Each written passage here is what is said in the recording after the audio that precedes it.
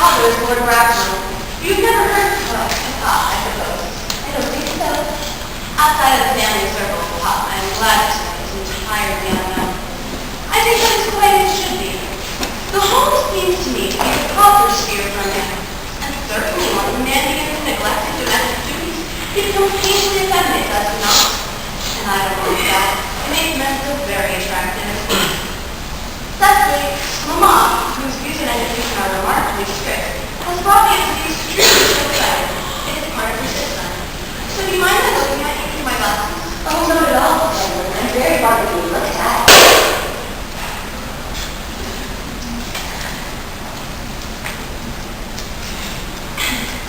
You are here on a short visit, I suppose. Oh, no, I live here. Really? Your mother, no doubt, or some female relation of advanced years resides here as well. Oh, no, I have no mother, nor is that any relation. Indeed. I live here with the assistance of my guardian, Mr. Your guardian? Yes, and Mr. William Moore. Oh! It is strange you never mentioned to me that he had a ward. A very secret of him. He grows more interesting outwardly, though I can't say this news inspires me your feelings of unmixed delight. I'm very fond of you, Cecily. I've liked to know since I met you.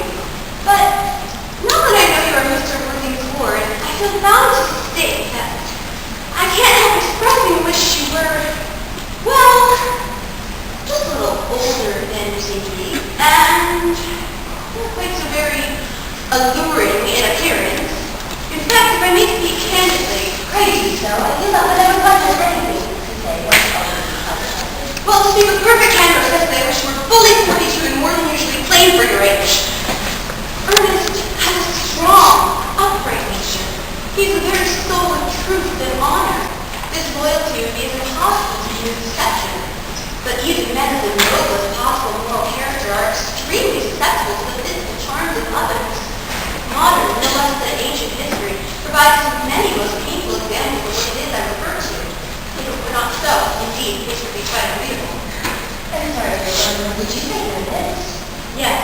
But it's not Mr. Ernest Worthing who's my guardian. It's his brother, elder brother. Ernest never mentioned having a brother. I'm afraid to say it is not a good term. Ah, the pounds for it.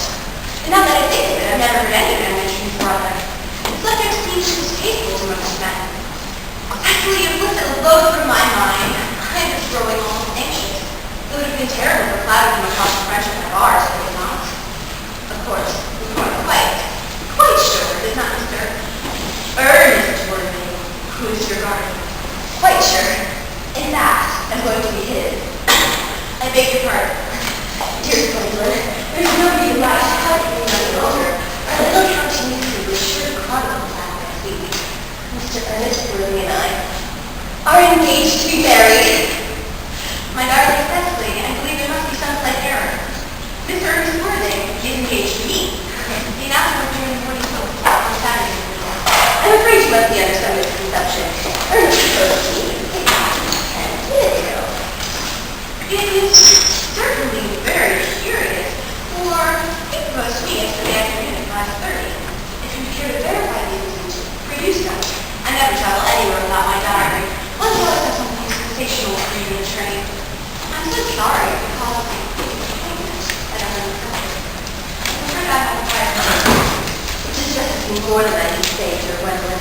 This has caused many mental or physical anguish, but since Ernest proposed to you, he has clearly changed his mind.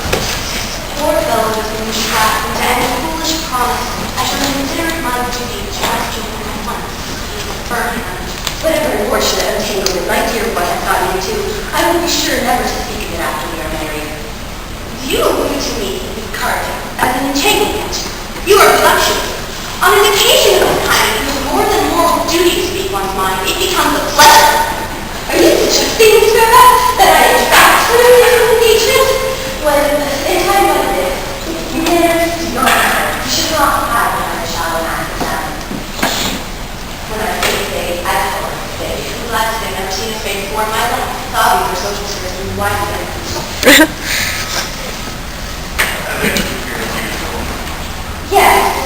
usual.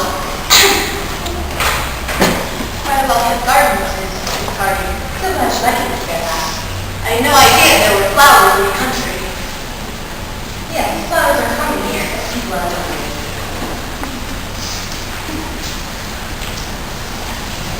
Interesting. Mrs. Carty. Oh, yes, a great deal.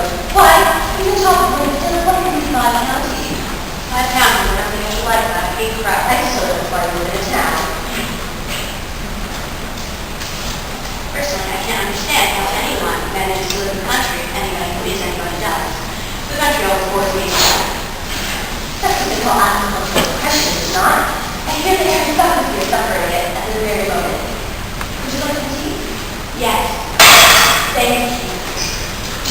But I require tea! Sugar? No, thank you. Sugar is not fashionable anymore.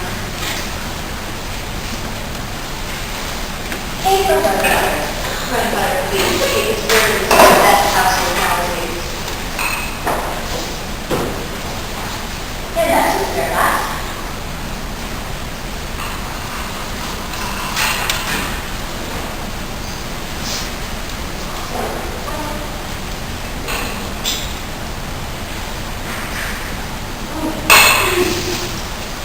You have filled my tea with lumps of sugar, and though I asked most distinctly for bread and butter, you have given me cake.